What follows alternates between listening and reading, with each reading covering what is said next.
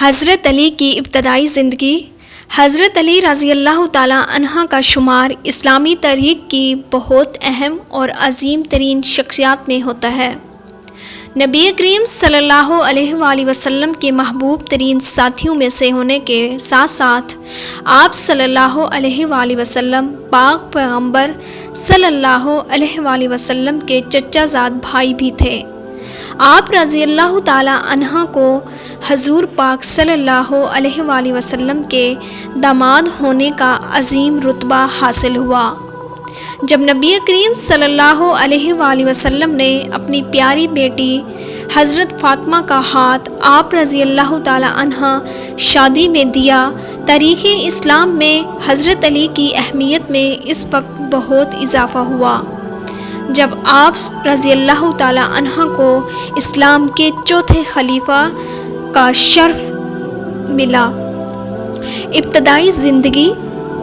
حضرت علی حضرت ابو طالب کے بیٹے تھے جنہوں نے پاک پیغمبر صلی اللہ علیہ وآلہ وسلم میں زندگی میں بہت اہم کردار ادا کیا۔ اپنے والدہ محترمہ اور دادا جان کی وفات کے بعد حضور صلی اللہ علیہ وآلہ وسلم کی پرورش آپ صلی اللہ علیہ وسلم کے چچا جان حضرت ابو طالب نے کی۔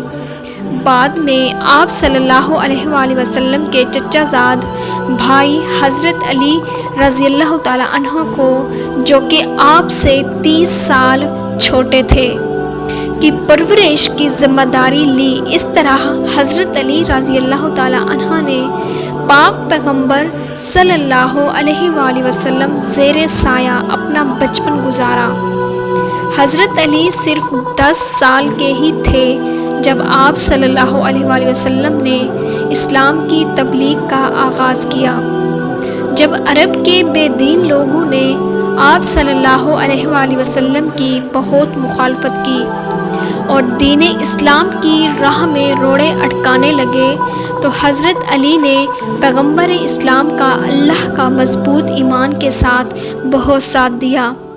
انہوں نے بہت بہادری، ہمت و شجاعت کا مظاہرہ کیا اور اپنے معظم ارادوں کو کبھی نہ ڈگمگائے۔